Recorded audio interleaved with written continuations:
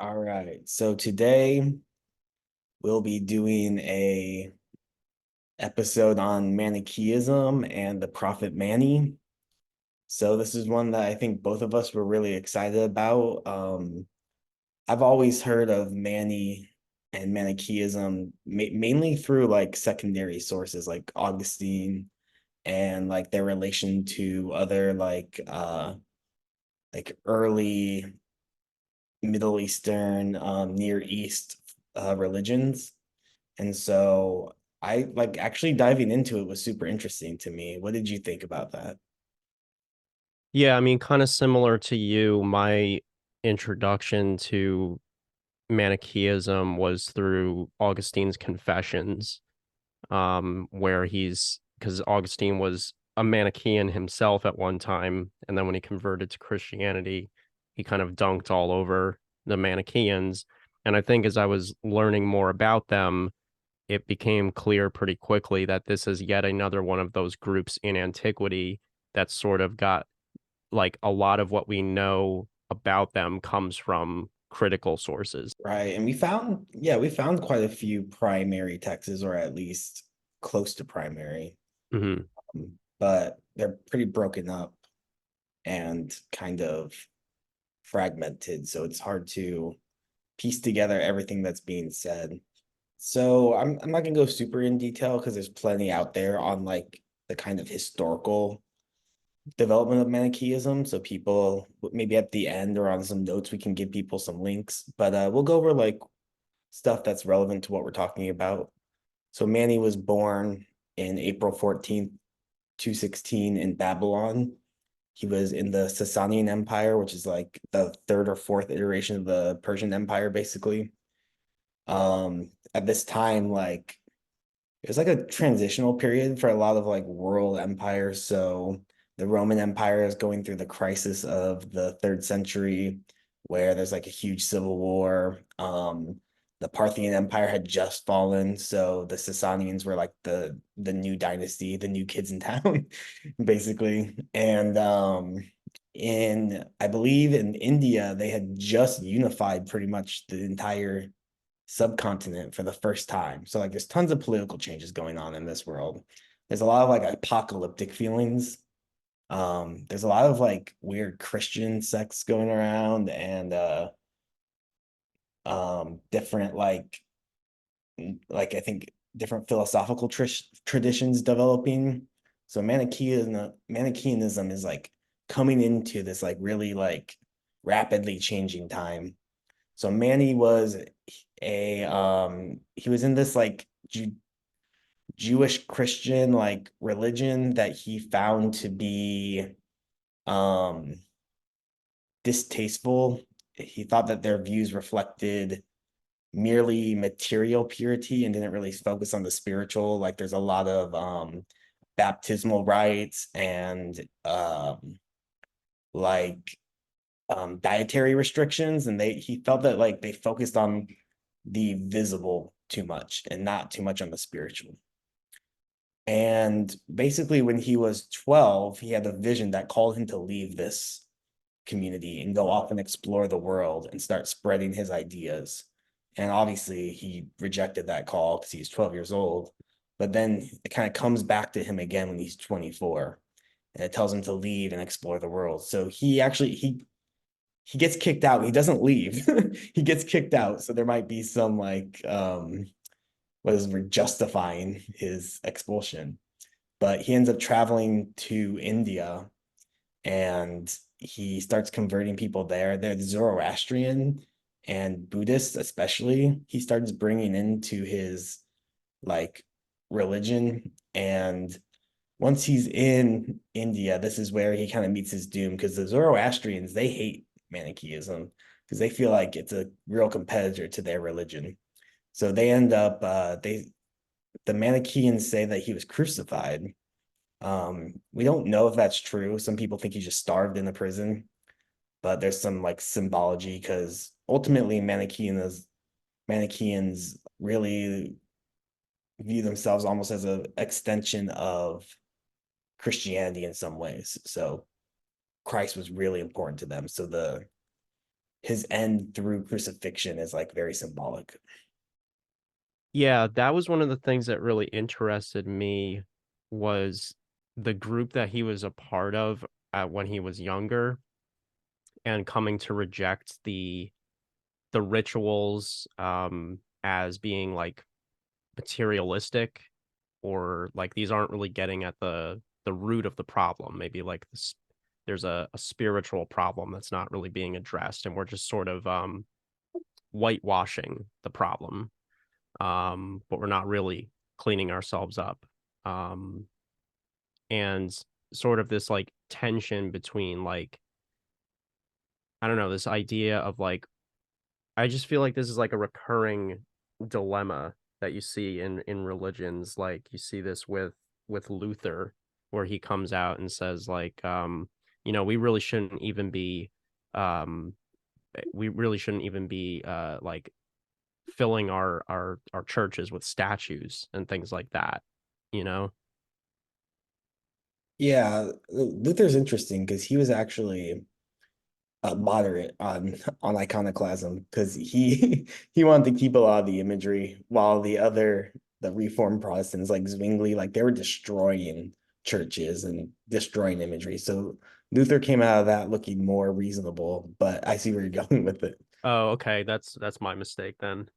Yeah, no, I wouldn't say it's a mistake because he definitely was like more against imagery than say the Catholic Church, but Right. he was more of a moderate, I guess.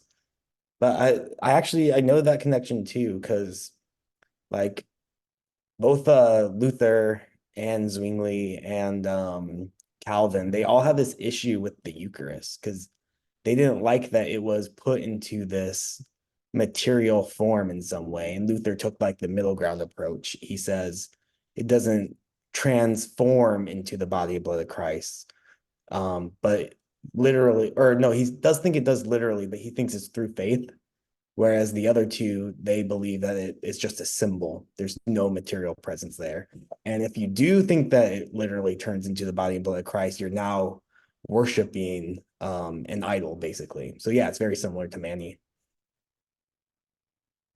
Well, yeah, and I think I brought this up um last time or maybe the time before about Saint John of the Cross and his fellow monk that had a cross roughly formed from a branch. This is in Dark Night of the Soul. It says, I Mhm. knew a person who for 10 years made use of a cross roughly formed from a branch that had been blessed, fastened with a pin twisted round it. He never ceased using it. He always carried about with him until I took it from him. Like I think last time when I talked about this, I said that the monk had given it up, but I think I was actually wrong about that. Saint John took it away from him because I guess he was worried he was getting a little bit too attached to his little cross that he had made. Yeah, no, I think that's super interesting. So I think one of the main things is that so Manny, he wants to view salvation through the lens of gnosis, right? It's a Gnostic religion. So knowledge is the way for the soul to be redeemed. This is like an intellectualist religion where like if you have the right knowledge, you can get salvation for your soul. So that puts the that takes the onus from the physical as they view it and puts it into the spiritual, right? Because knowledge is associated with the spirit in some way. How much of this like early rejection of the as Mani sees it, this um too much focus on the material, like how much of that do you think influenced like what Manicheanism like arguably became like best known for, at least today. Like you almost see the term Manichean used like interchangeably with this idea of like any kind of sharp dichotomy between the world of matter and the world of spirit, or like any kind of sharp dualism. Like, do you think that this early experience that he had with this baptismal group played a part in the way that Manichaeism sort of like developed along those lines? Yeah, I wonder. I mean, I think the fact that we're noticing parallels with like the Protestant and evangelical kind of revolutions is kind of proof of point, right? They're using, I mean, this is my analysis, so take it for a grain of salt, but I feel like they're kind of using these like doctrinal matters in order to cleave between the old school and the new school. And so I think the people that are rejecting the religion, they're viewing it not just as an attack on the doctrine, so to speak, but on like the power source of the nascent churches that are evolving. And maybe they're seeing it as an attack on the rituals, like going back to what we were talking about last time with Rappaport and like how important rituals are. Like, do you think people maybe got a little bit offended? Like, hey, I like doing these rituals. These rituals are helpful to me. They make sense. Why are you trying to take them away?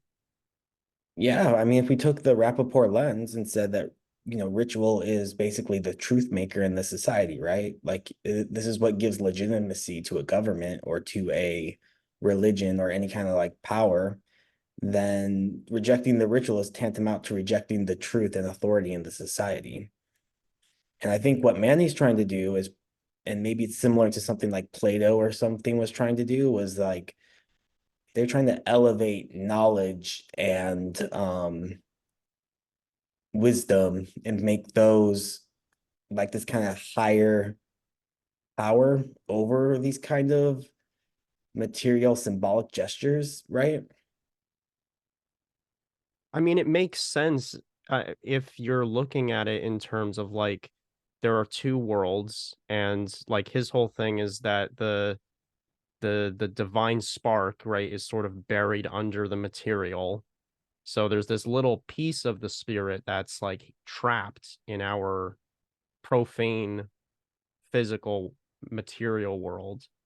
And Mm-hmm. like the spiritual world, like if it's not clear, the spiritual world is I don't know, for lack of a better term, it's the good world, right? And the material world is the evil worlds. Or Mm-hmm. um so I don't know. It makes sense if you're already looking at things in that way to be concerned that people, through performing rituals, are only binding themselves even more to the material worlds, don't you think? Yeah. Yeah. I mean, and in a weird way, as much as Augustine is rejecting Manichaeism, he has the same kind of dichotomy between the flesh and the spirit, right? Like he says, sacraments are only a visible sign of grace. They're a visible sign, a signal of it. They're not the thing itself. And he thinks that the flesh is inferior to this kind of spiritual knowledge. And so humans are weak because they're of the flesh. And what you want is the eternal life, the eternal city. You don't want this earthly city. It's inferior in some way. Right. But Um, then well, maybe we can go into because that was one of my key questions is like why do we want to turn away to these more like wit mystical or maybe even philosophical conceptions of knowledge? Like why do we want to place truth into this higher realm and disconnect it from these kind of rituals? Like what's the motivation for that? well, one thing that I was thinking about, and this is kind of another side of it, like, because, I was saying, like, oh, maybe it's because he's like, he's dualistic, so it makes sense. Like, the spirit world is elevated above the material world, so we want to break away from the material world as much as possible. And maybe doing these rituals that focus on, like, the body, purifying the body, is at best non-essential, and perhaps at worst a distraction from um the real prize, right? um But but on the where do you think that real prize comes from? 'Cause why do they even get this conception of dualism? Why think of the world divided in this way? It could be that people are looking at their own experiences that they're already having and going from like we were talking about the macrocosm and the microcosm, right? So the Manicheans look at the cosmos, the whole of reality, as being divided between light and dark, spirit and matter, good and evil. And on a microcosmic level, meaning like the individual, they think this same kind of conflict is playing out all the time. So maybe they're not starting with the macro. Maybe they're starting with the micro. They're because I think this is an experience that is probably familiar to a lot of people. I mean, at least it's familiar to me, this conflict between um different volitions that are in competition with one another, like things that I want to do, but then another part of me doesn't want to do them. That St. Paul line about that which I will to do, I do not. That which I don't will to do, that's what I do. I feel like that's a pretty common experience that a lot of people have. Um, and so maybe they're sort of abstracting from that and assuming like, well, um, maybe all of reality is going through this conflict.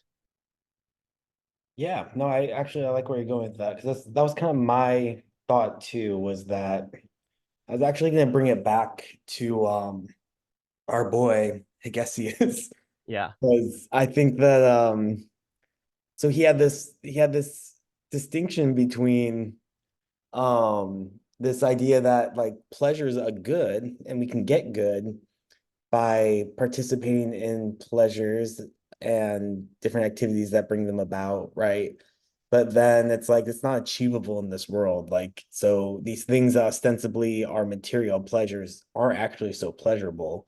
So his route is to go on and kill himself, right? He says, okay, so we can't have these pleasures, so we might as well leave this life. But where maybe Manny and like maybe a Plato or an Augustine, maybe this is where they could all agree is like, why don't we, instead of killing ourselves, why don't we take the good out of the physical world where it is kind of blemished and stained and elevate it to this other realm?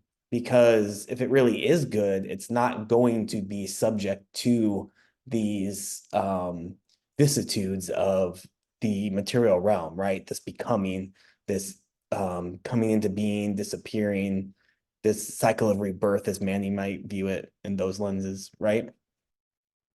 I like that a lot. This idea that, maybe as long as I'm confined to this earthly mortal coil, I'm going to be in this conflict. I'm going to have this conflict between the good and the bad in me. But if I take this as an opportunity to purify myself, maybe in the next life, in the afterlife, I'll finally get some rest. Mm-hmm. Right. So maybe I'll go through some of his views on redemption, and then we can Okay. take the conversation from there. I don't like to like pile on all the information on people at once. Um, So he thought that salvation and redemption are found through gnosis or knowledge. So this is kind of opposed to, I feel like the Christian idea is more like it's through grace or faith, right? So gnosis, this is why there's Gnostic sects. I'm bad at pronouncing things, sorry. And then there's like Orthodox ones, which believe more in like the grace and faith idea. And I think that's a big innovation in that sense. And then he believed that like specifically knowledge is revealed through doctrine, knowledge of the doctrine of this specific religion. And he was very big on writing. He would say things like redemption could be found by just reading the text that he gave forth. Let me see if I had one of the quotes that he said on that. People must become familiar with the writings in order to understand the religion. And this is kind of, I've seen it said that like around this time, most people were more skeptical of the written word. I think we talked about that in the first episode too. Yeah.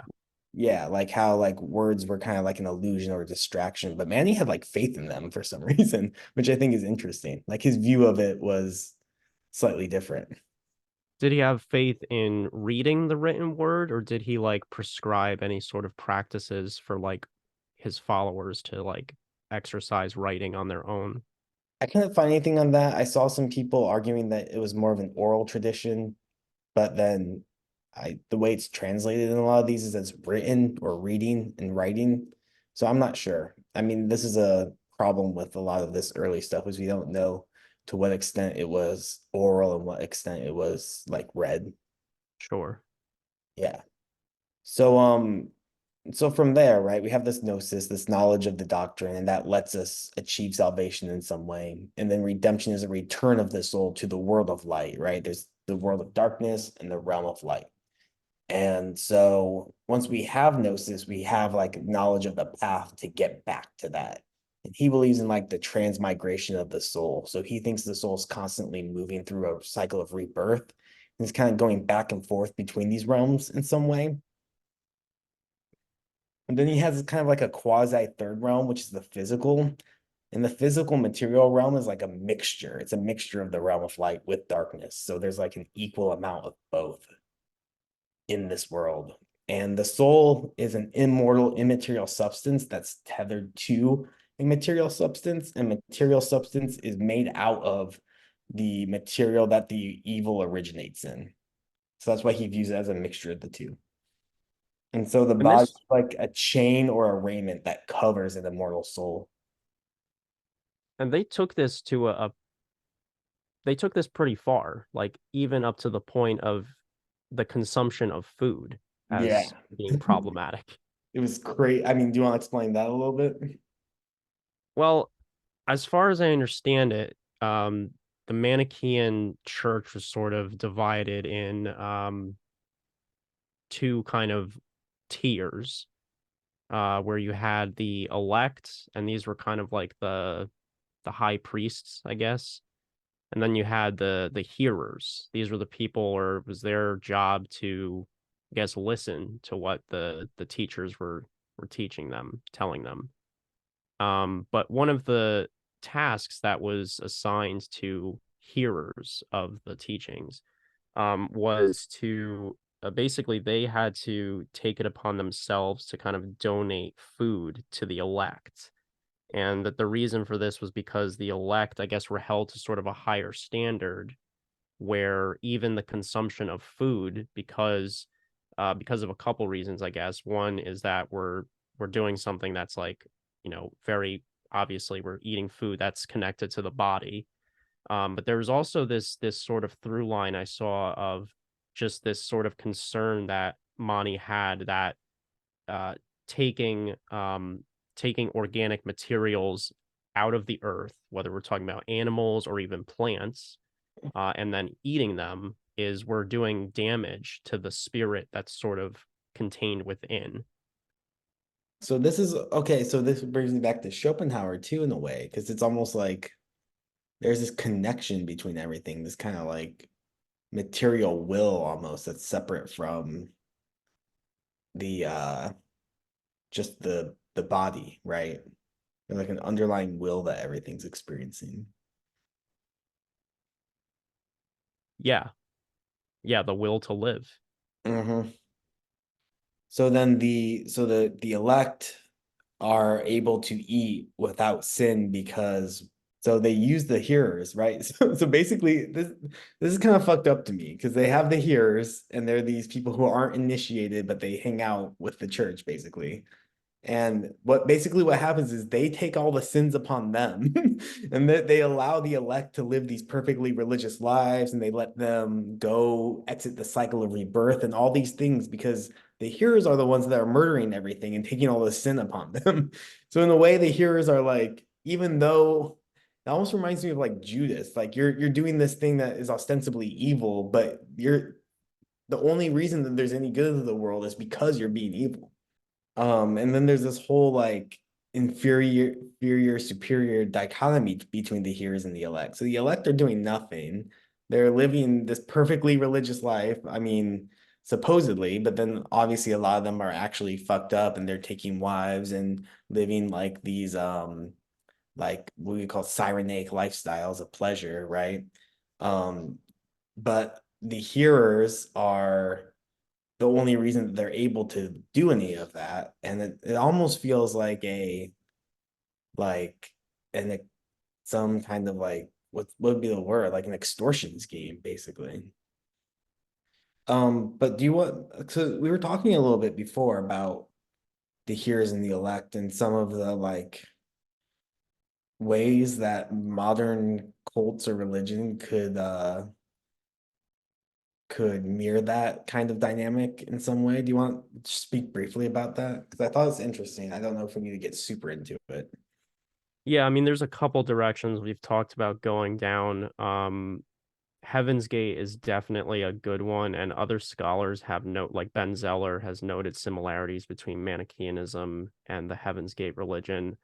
Although just knowing myself, I'm not going to be able to stop myself from going on a tangent about that. So maybe we can come back to that another day. Yeah. Um, What about the Synanon thing? Because I know we saw some similarities with them too. Yeah, we've been talking about Synanon a little bit lately. So yeah, Synanon was basically this rehab that was set up in the I think it was set up in the 50s or 60s, and it was kind of closed down by like the late 70s. Those dates might be off a little bit, but roughly around that time. And it was started by a guy named Chuck Dieterich, who had started out in Alcoholics Anonymous and then broke away from them and started doing his own thing. Um, he set up this rehab in California, where at a time when there like Narcotics Anonymous was not a thing yet, so there wasn't like a lot of treatments that was like support groups that were specifically targeted at drug users. So this was one of the kind of appeals. So like a lot of heroin users ended up there. And I guess it went okay for a little while, but then they sort of turned it in from a rehab into basically a closed off community. They started doing acts of like male terrorism and stuff, as you do, right? and Yeah, things but tend to go this way. Yeah. yeah, but one of the things that they did was called the game, and this is, I think, probably one of the activities that they're most notorious for. So the way the game worked was you sat around in a circle, and one person would sit in a chair in the middle of the circle, and basically everyone else in the group would just accuse you of shit. Whether you did it or not, it didn't matter. So this was like Dieterich like took certain elements, I think, from his experiences in AA and tried to take sort of the ego deflationary aspects of the 12 step movement and kind of turn it around into an ego inflation experience, primarily for himself, for his own ego. Right. So like the whole premise of it was like you have to constantly be in confession mode. You have to constantly be confessing your wrongdoings to the group, whether you've done anything wrong or not, doesn't matter. So Um, I feel like so one thing that why I saw a similarity was that it seems to me like one, there's the connection between the pleasure, like you're doing drugs, you're getting like this kind of earthly pleasure. And so you need to enter into this kind of covenant with other people in order to go into this kind of more spiritual kind of pleasure, right? Of viewing yourself in a different way, like an ego deflating process, as you said, right? yeah, I mean, I don't know enough about Synanon to say whether like how spiritually oriented it was. I don't really know. But it's in some sense, right? Like, because even the idea of ego deflating is almost spiritual in a way. But I mean, if it's from AA is pretty spiritual, right? You have to accept like a higher power and things like that.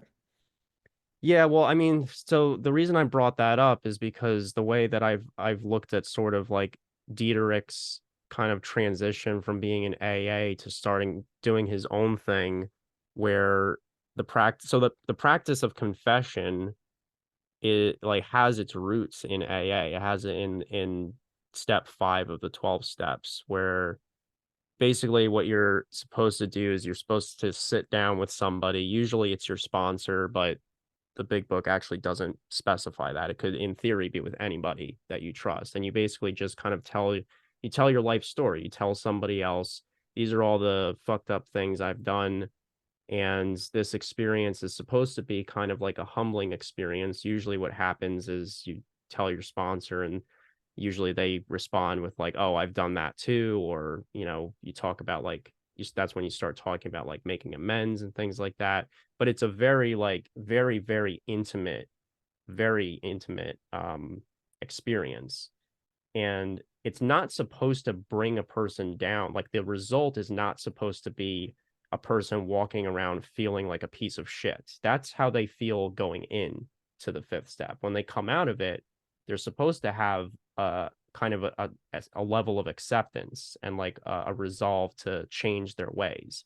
Diederik, I don't think really liked that. Because he was a cult leader, so he liked people being in a state of constant feelings of worthlessness. So the way I look at it is he kind of took the idea of the fifth step where you're meeting someone on equal standing, you're meeting another member of the group and talking about some of these embarrassing and shameful things from your life. He liked that. He liked listening to that. But he didn't like sharing his own stuff as far as I understand as much as he liked hearing others. So I think that was kind of what informed the kind of idea behind the game was like you can keep people in a constant state of submission, worthlessness, and of course fear, because these game sessions were not like these were more like a Maoist struggle session than an AA meeting. You know what I mean?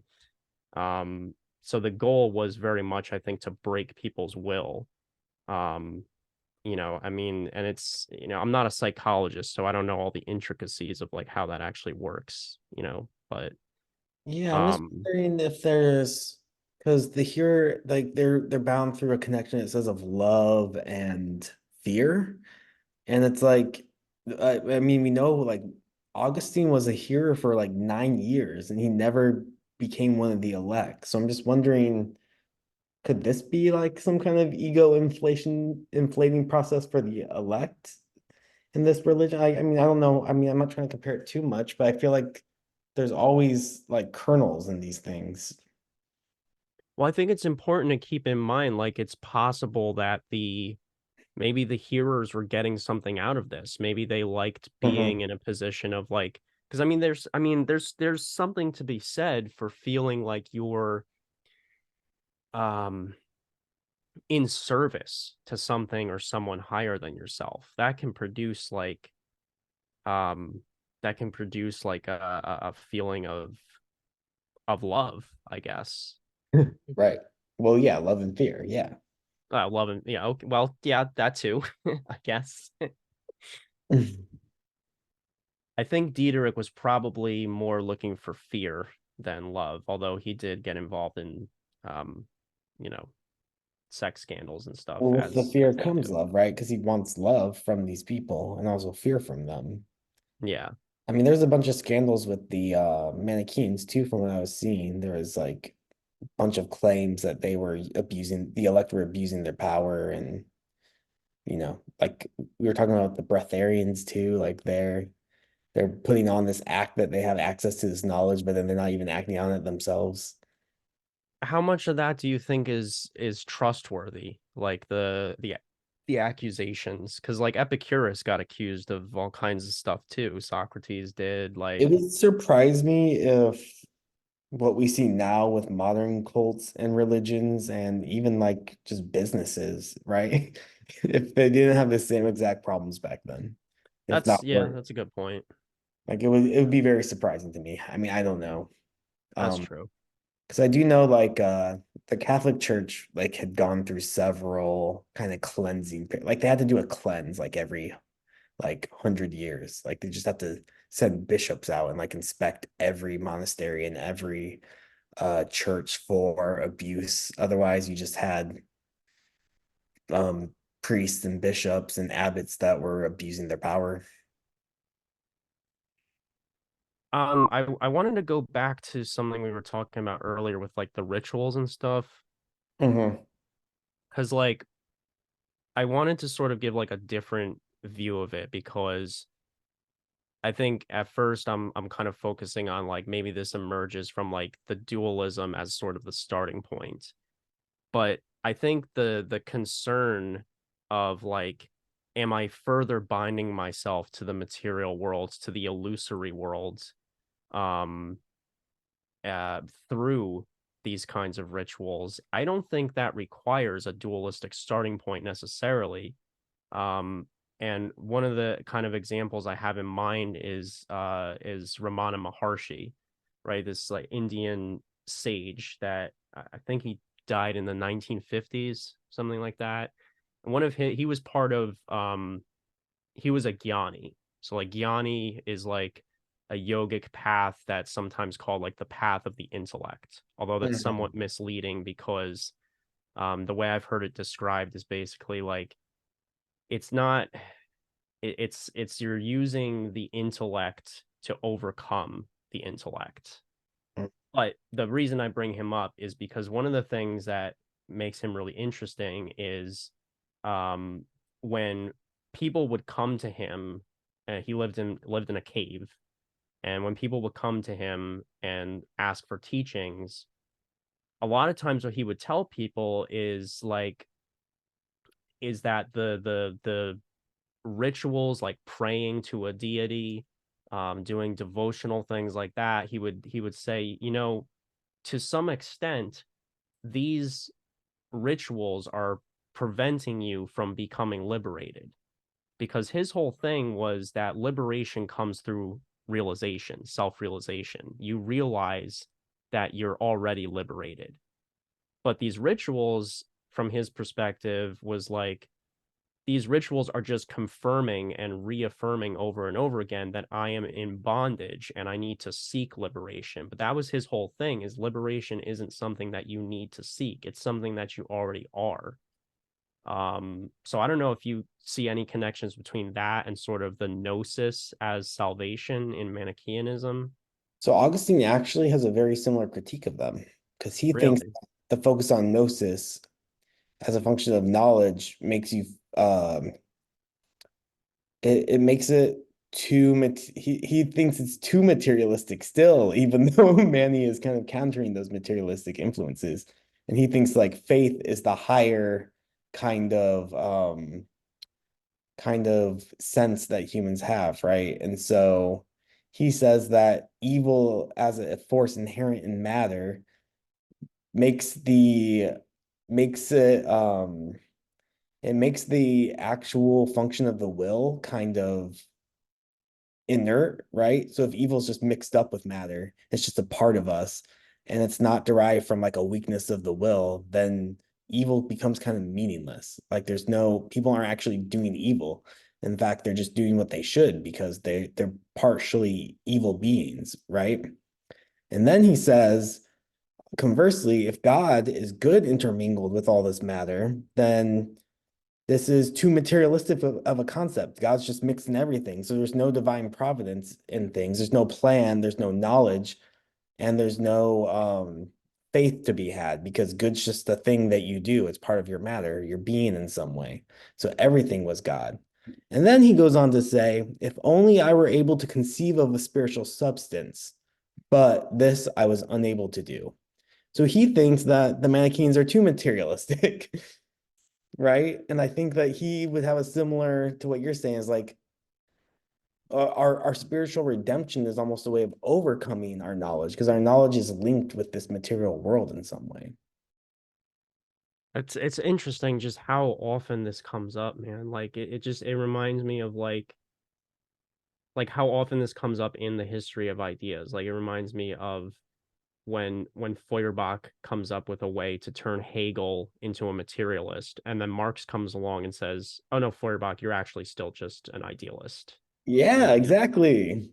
That's the vibes I was getting from this. Yeah. What was that group that you were telling me about a couple weeks ago that going back to what you were saying about like, well, people are just doing what they're naturally supposed to do. Like, what's the impetus to change? Right? What was that group that basically said like the lower parts of the body are Oh, I forgot their name. I'm sorry. I have no clue. They're so what obscure. but what was their basic like their central thesis was like the lower parts of the body are off the table in terms of like Yeah, evil mod stems from the lower halves of the body, and then the upper half is like connected with spirituality and knowledge in some way. And so anything in the lower half was you're not blameworthy for what happens for that.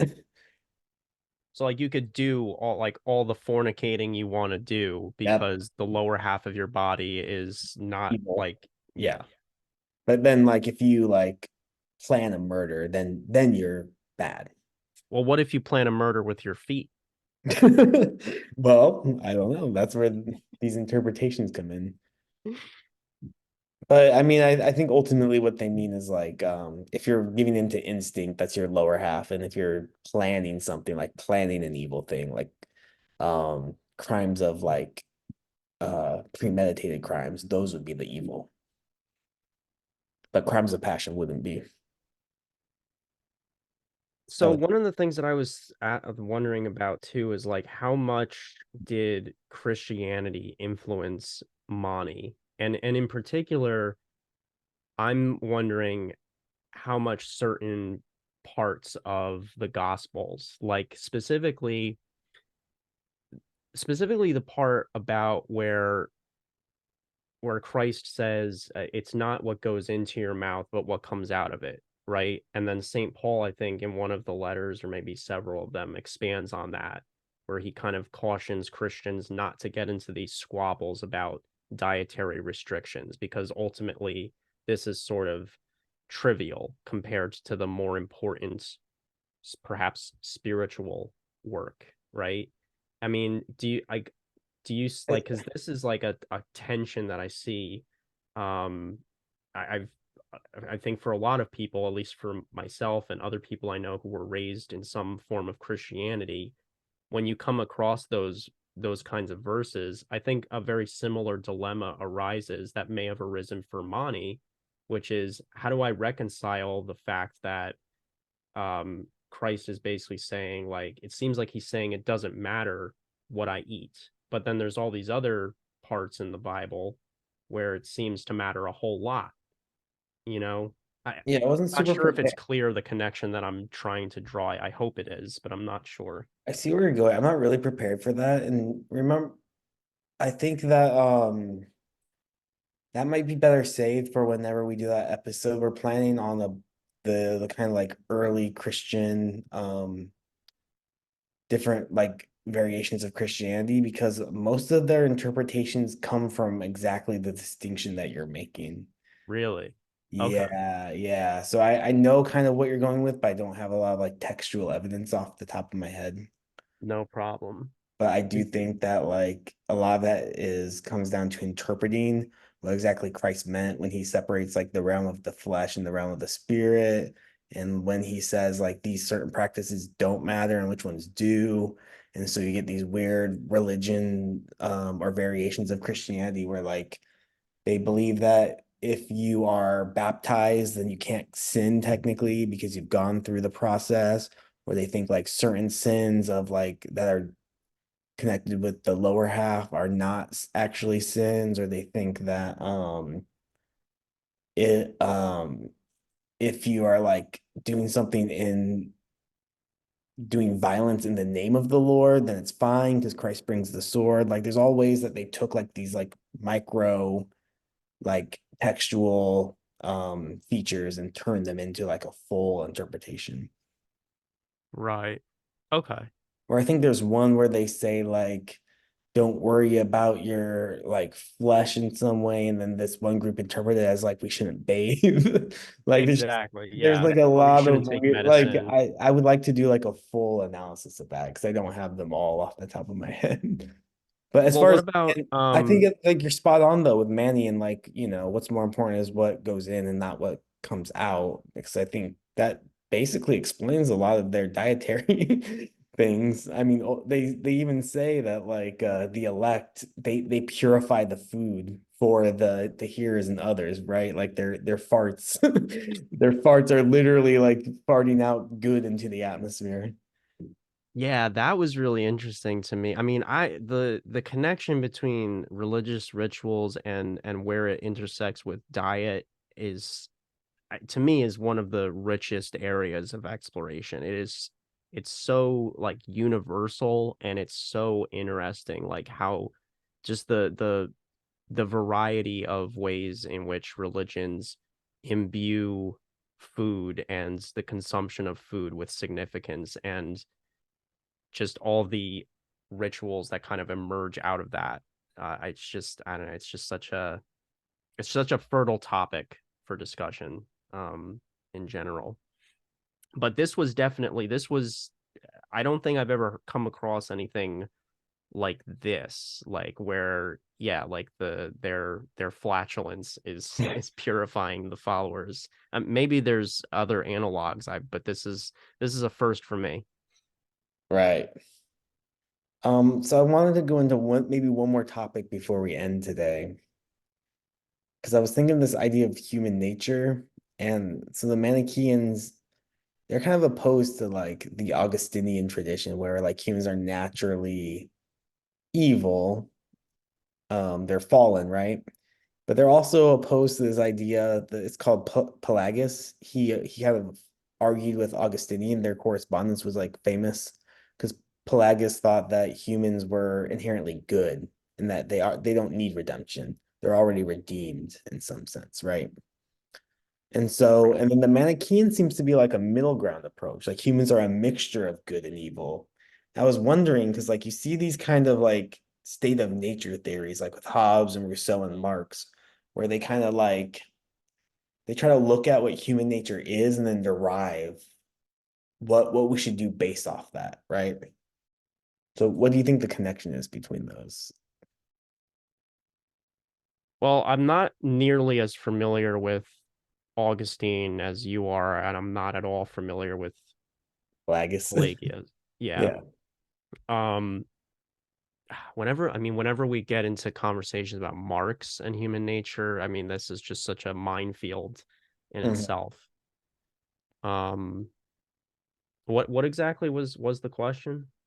Oh, I'm just wondering like what is the role of human nature in like how we develop these kind of theories though, right? Oh, Because Hobbes takes as a starting point, oh like yeah. humans are fundamentally evil, or he doesn't say evil, but he's obviously taking from the Augustinian notion, right?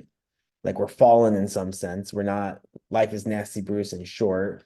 We need some kind of authority figure to lead us to a better life. Whereas Rousseau would say, no, humans are naturally good. We have a sense of the good that's inherent in us. We're able to bring about these things, and society is what corrupts us. And then Marx, I feel like he's like almost this middle ground. Maybe he's almost a Manichean in that sense. I Because think that oh, that's a whole other interesting yeah, take. yeah. I'm sorry. That's a lot. That was where my mind was going with it. Well, I think I could play around with that a little bit. I tend to avoid using the term human nature whenever I talk about Marx, but that's primarily because I just don't want to stoke the ire of, you know, I don't want the Marxists to get their pitchforks and torches out and You come know after what? me. Forget them. We're going to treat Marx as a philosopher and not some abstract ideology that we follow, right?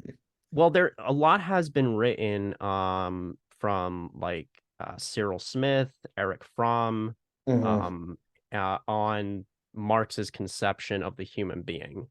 And this is actually a topic that really does interest me. And I think that a lot of Marx's philosophy and a lot of other philosophers' thought begins with, well, maybe not begins, maybe that's too strong to say, but a lot of it issues forth from the way in which they conceptualize what it what a human being's existence is like. And for Marx, I think I kind of get where you're going with the, you know, was Marx a Manichean kind of thing? Because one of the things that's interesting about Marx is he does this thing where he looks at human beings and he says, clearly human beings are influenced by their environment to some meaningful extent, but Hmm. also clearly human beings are capable of enacting change on their world, on their circumstances. Like what is he says in the 18th Brumaire, man does not go about changing history as he pleases, but basically he works with the circumstances that have been given to him. So you play with the cards that you're dealt. There is this clear, I think, through line in Marx's thought that there is some level of agency that people have over their situations. And in fact, something I've argued in the thesis on Feuerbach stuff that I do is that this is so essential to Marx's philosophy that like his idea of revolution is not even tenable if you don't have that ingredient of a human being that is capable of changing their world in some way. But he doesn't go to the extreme of saying that we're free to do whatever we want whenever we want. We're constrained to some extent and to some important extent, but we're not fixed in stone in that way.